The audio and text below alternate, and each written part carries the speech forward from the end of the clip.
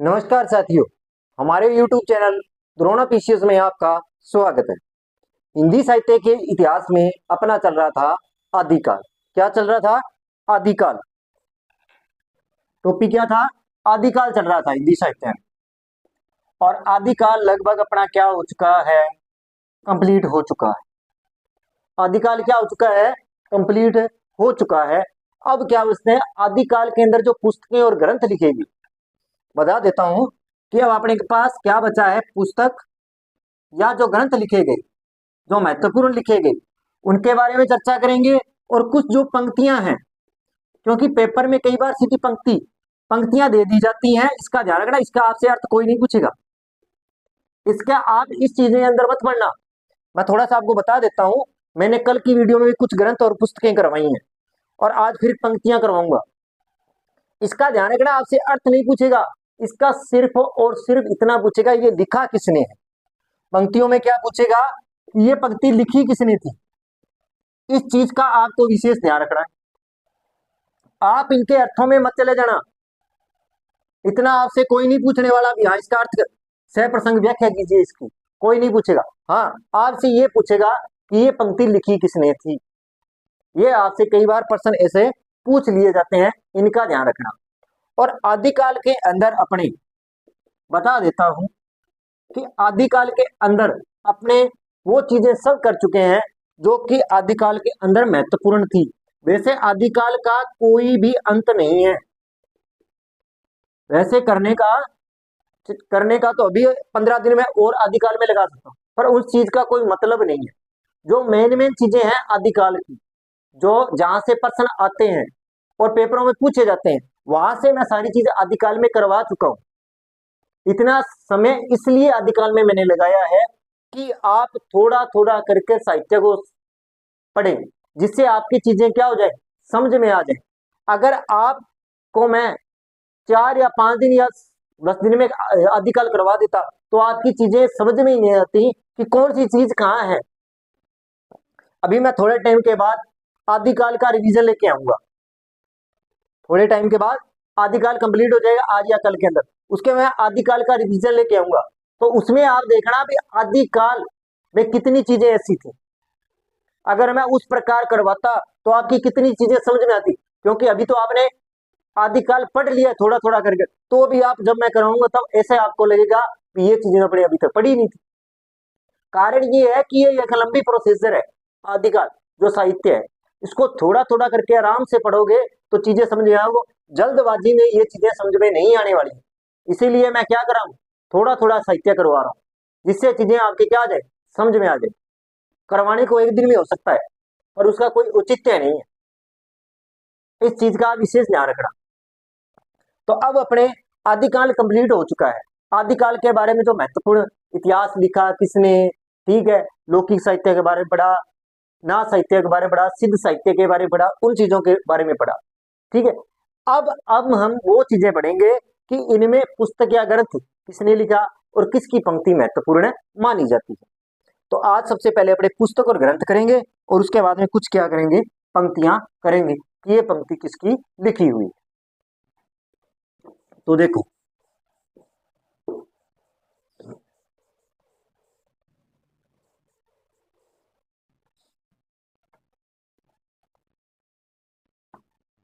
देखो मैं ये इस साइड पे लिखना है पुस्तक या ग्रंथ। मैं एक जल्दबाजी में एक साथ पुस्तकें और ग्रंथ नहीं करवा रहा, थोड़े थोड़े करा रहा हूं, जिससे क्या आपको याद हो जाए। और यहां जिसने लिखा है, जिसने भी इसको लिखा है, कवि मान लो आप,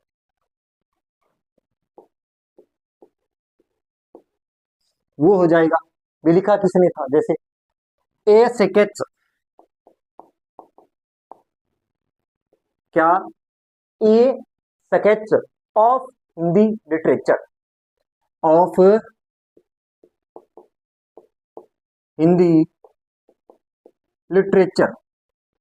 मैं आपको बता दूं, ए sketch of Hindi literature, literature क्या, हिंदी लिटरेचर। कब लिखा? 1917 में लिखा गया। कब लिखा गया? 1917 में लिखा गया। क्या था? ए स्केच ऑफ हिंदी लिटरेचर। पुस्तक का नाम क्या था? ए स्केच ऑफ हिंदी लिटरेचर। कब? 1917 में। किसने लिखा? एडविन ग्रिप्स ने। किसने लिखा? एडविन ग्रिप्स, इनके द्वारा लिखा गया था। ध्यान रख लेना। आगे अगर बात करूं मैं, a history of history of a history of a history of Hindi literature.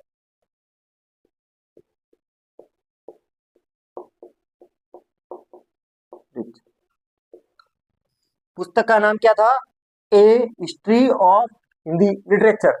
FEK, FEK,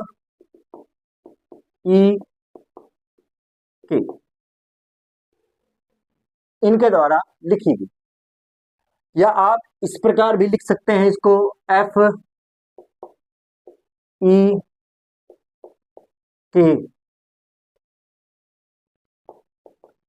इनके द्वारा लिखी गई थी।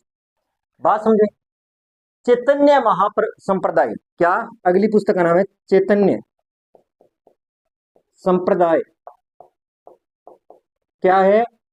चैतन्य संप्रदाय और उसका साहित्य, और उसका साहित्य। ठीक है, उसका साहित्य। कि चैतन्य चैतन्य संप्रदाय हो और उसका साहित्य किसने लिखा था? प्रभु दयाल मित्तल ने। किसने लिखा था? प्रभु दयाल मित्तल ने। प्रभु दयाल मित्तल ने। किसने लिखा था? प्रभु दयाल मित्तल ने लिखा था। हिंदी साहित्य का विवेचनात्मक इतिहास। हिंदी साहित्य का विवेचनात्मक इतिहास। विवेचनात्मक इतिहास। कौन सा इतिहास? विवेचनात्मक इतिहास। हिंदी साहित्य का विवेचनात्मक इतिहास। सूर्यकांत शास्त्री। कौन है? सूर्यकांत शास्त्री। किसके बारे में बात कर रहे हैं? सूर्यकांत शास्त्री के बारे में बात कर रहे हैं। हिंदी काव्य धारा 1944। हिंदी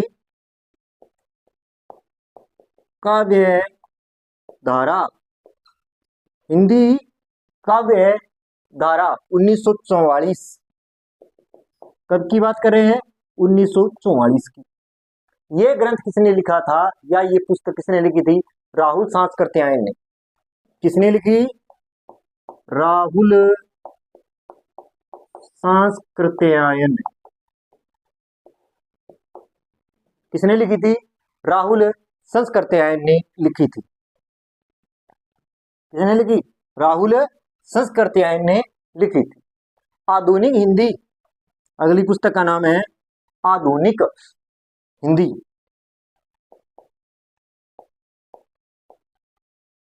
आधुनिक हिंदी साहित्य का इतिहास। आधुनिक हिंदी साहित्य का इतिहास। हिंदी आधुनिक हिंदी साहित्य का इतिहास। कौन सी पुस्तक?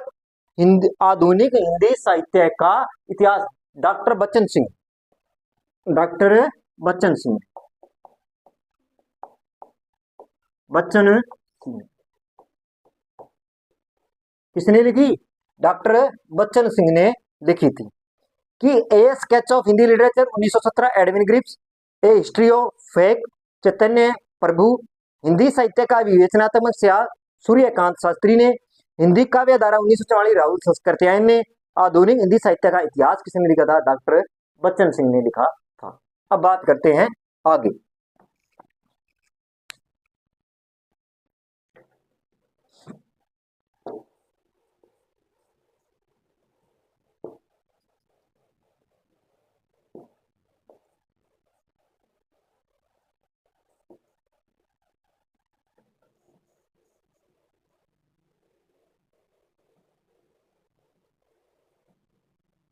अब बात कर लेते हैं आगे।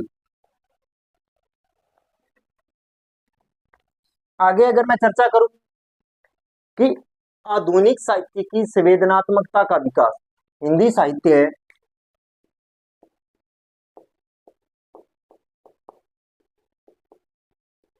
हिंदी साहित्य और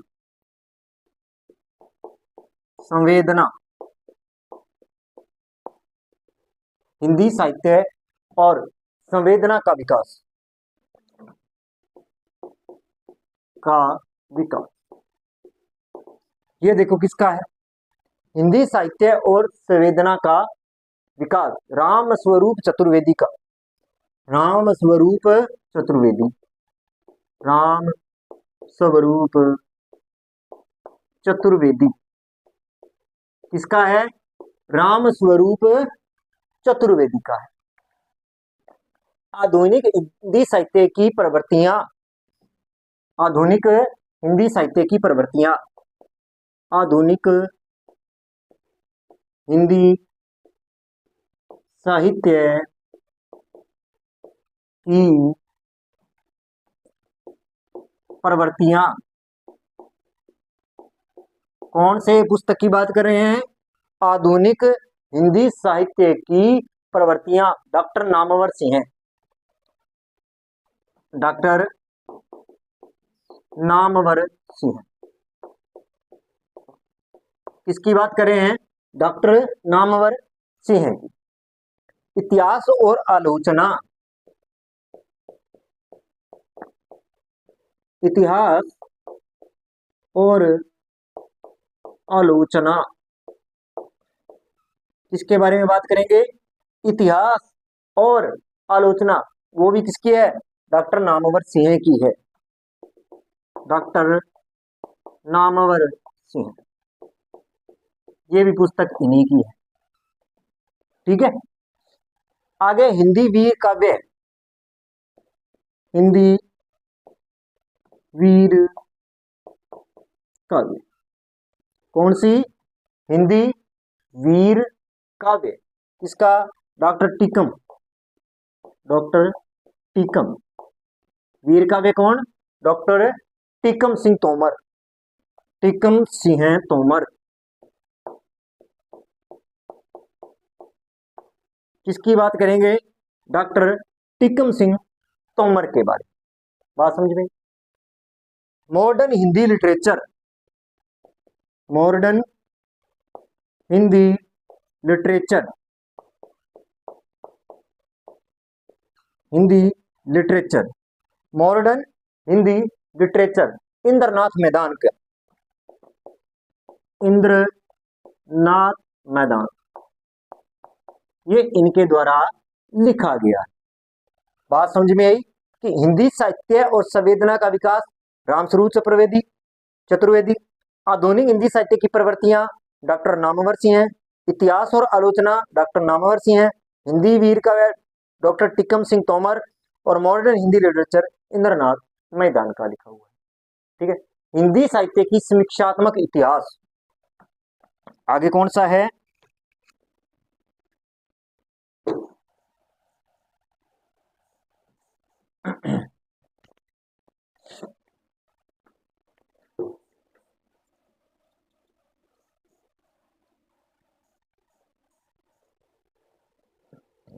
अब बात करते हैं आगे।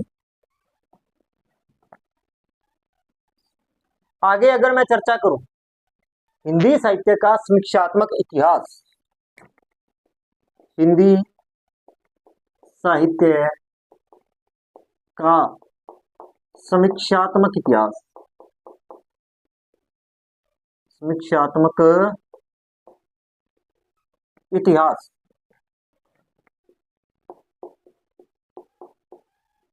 क्या नाम है, हिंदी साहित्य का समीक्षात्मक इतिहास, राम गोपाल शर्मा दिनेश, डॉक्टर राम गोपाल शर्मा दिनेश, ये नाम है इनका। ठीक है, इसी प्रकार अगर मैं बात करूं आधुनिक हिंदी साहित्य का इतिहास। आगे पुस्तक कौन सी है? आधुनिक क्या? आधुनिक हिंदी साहित्य का इतिहास। हिंदी साहित्य का इतिहास। आधुनिक हिंदी साहित्य का इतिहास शंकर कृष्ण कृष्ण शंकर शुक्ल कृष्ण शुक्ल कृष्ण शंकर शुक्ल है, शंकर शुक्ल। ठीक है। अब बात कर लेता हूं हिंदी के मुसलमान कवि।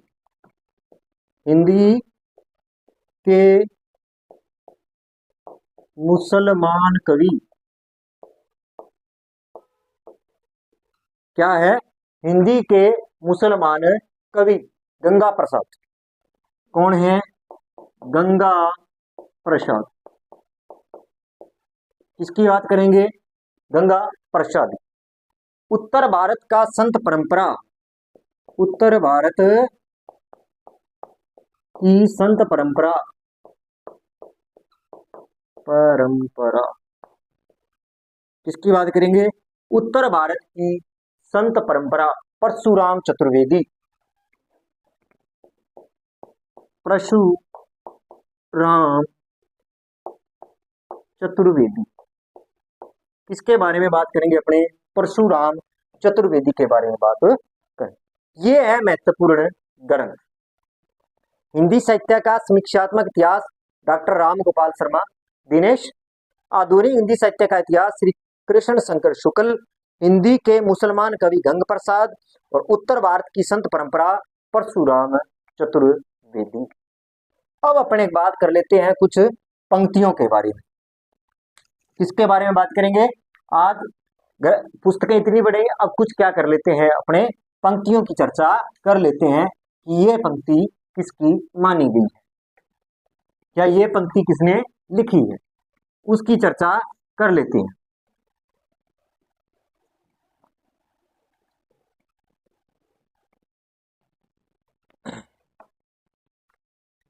अब बात करते हैं आगे। देखो पंक्तियों के बारे में चर्चा करते हैं। इसके बारे में पंक्तियों के बारे में चर्चा कर लेते हैं कि सरस वसंत समय भव पवाली। पहली क्या है? कि सरस वसंत समय भव पावली। सरस पंक्ति क्या है? कि सरस वसंत समय क्या है? सरस वसंत समय भव पावली। पावली ये पंक्ति किसकी है? विद्यापति की है। किसकी है? विद्यापति की। कहां से ली गई है? पदावली में से। किसमें से ली गई है? पदावली में से ली गई है। बात समझे? मेरा जोबन नल वेरा भयो है गुलाल। मेरा जोबन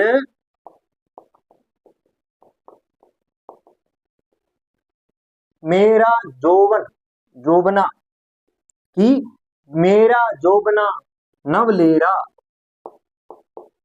कैसा? नव लेरा। मेरा जोबना नव लेरा भयो है गुलाल। भयो है गुलाल। क्या भरा है? गुलाल भरा। गुलाल। ये पंक्ति किसने लिखी थी? अमीर खुसरो ने लिखी। किसने लिखी? अमीर खुसरो। ये पंक्ति किसकी है? अमीर खुसरो की। ठीक है। अवधू मन चंगा। अवधू मन चंगा तो कटौती में गंगा। तो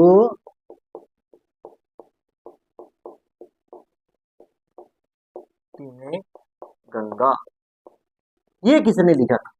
गोरखनाथ। ये पंक्ति किसकी है? गोरखनाथ की है।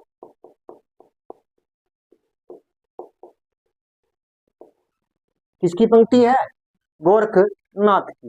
नाथ ने बिंदु, नाद ने बिंदु,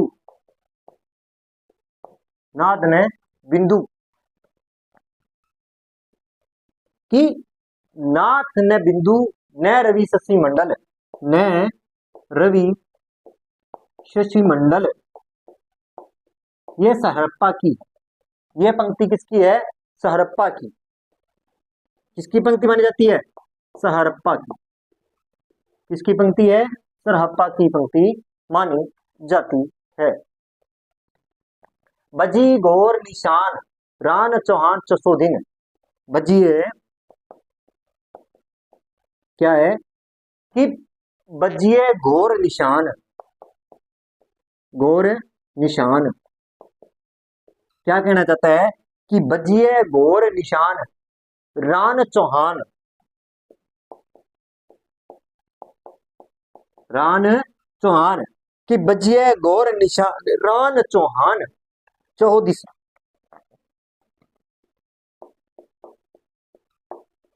पृथ्वीराज चौहान से ली गई। पृथ्वीराज चौहान, यह पंक्ति कहां से ली गई है? पृथ्वीराज चौहान से ली गई। इसका थोड़ा ध्यान। सहजे धीर करी वारणी साथ, क्या है? सहजे क्या है कि सहजे धीर धरी करी, क्या है? सहजे धरी करी वारुणी साथ, वारणी साथ, ये पंक्ति किसकी है? वारूपा की है। किसकी पंक्ति है? वारूपा, विरूपा, विरूपा की पंक्ति मानी जाती। बात समझ में आई? कि सरस वतन समय भव पावली, ये विद्यापति की है। मेरा जोगना नल वेरा भयो है गुलाल, अमीर खुसरो की है।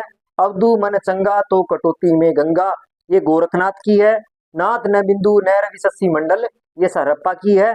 बजी गोर निशान रान चौहान चसोदिस, ये पंक्ति पृथ्वीराज चौहान की है। सहजे धोर करी वारणी साथ, ये किसकी पंक्ति है? विरूपा की पंक्ति मानी जाती है। बात करते हैं आगे।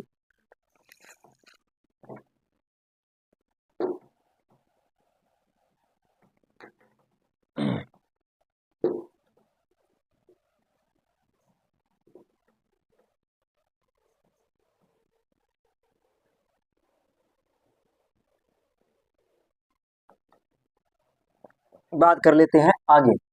आगे एक दो पंक्तियां और है जिसको रघुनाथ चरित हनुमन कृत भूप भोज उदारिये, रघुनाथ क्या है?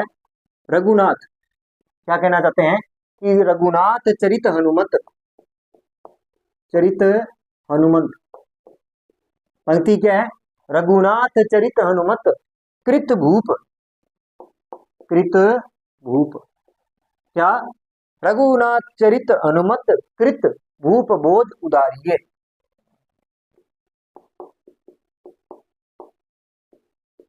उदारिये, ठीक है? क्या है उदारिये, उदरिये। ये किसने लिखा? देवसेन, देवसेन की पंक्ति है। क्या पंक्ति है? रघुनाथ चरित हनुमंत कृत भूप भोज उदारिये, ठीक है? अब दूर ये हाटे बाटे रूस विरस की छाया, रूस विरस की छाया। अब दूर ये, अब दूर रहिए, अब दूर रहिया, रहिए नहीं रहिया, रहिया, अब दूर रहिया, अवधू, अवधू रैया हाट बाटे, हाट बाटे क्या है?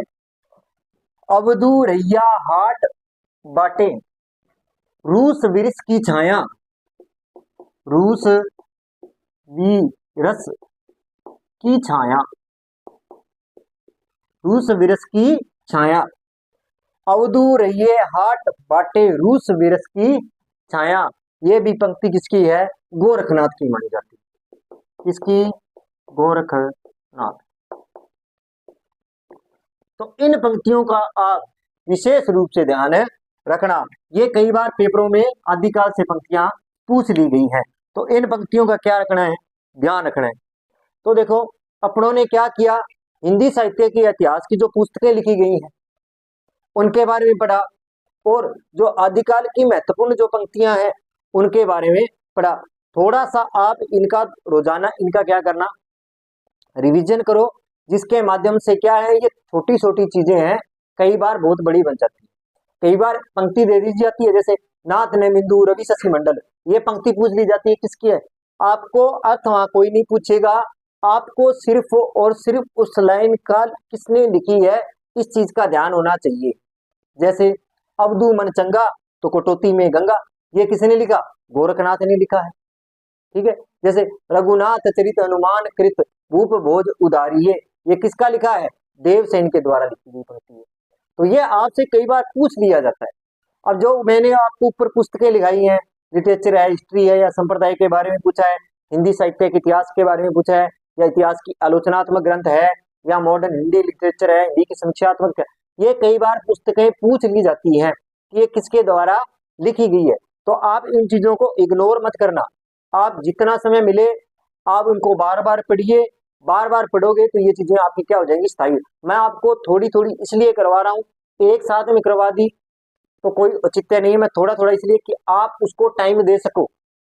अगर आप थोड़ा बहुत उनको टाइम, थोड़ा थोड़ा अगर टुकड़ों में करके अगर हम करेंगे तो इन चीजों को टाइम मिलेगा और ये चीजें आपकी क्या हो जाएंगी, स्थायी हो जाएंगी। अगर इनसे कोई प्रश्न आता है तो वो प्रश्न आपका क्या न हो, गलत न हो। इन चीज का विशेष रूप से ध्यान रखना। और एक चीज का ध्यान रखना, आदिकाल है उसको जो मैंने पिछली वीडियो करवाई है उनमें आप जैसे जैसे करते जाओगे तो आप आदिकाल में भी आपकी क्या हो जाएगी, पकड़ हो जाएगी। तो इन चीजों का थोड़ा सा आप ध्यान रखो। आप एक साथ पढ़ने की गलती मत करो साहित्य को, कि एक दिन में आदिकाल, एक दिन में भक्ति काल, एक दिन में रीतिकाल और एक दिन में आधुनिक काल, 4 दिनों में अपने समेट दे। ये गलती कभी मत करना, क्योंकि आपकी कुछ पल्ले नहीं पड़ेगा। ये चीजें साहित्य है, ये टाइम लेती है। आप सोचते हो मैं 1 हफ्ते में साहित्यकार बन जाऊं, तो वो आप नहीं बन पाओगे।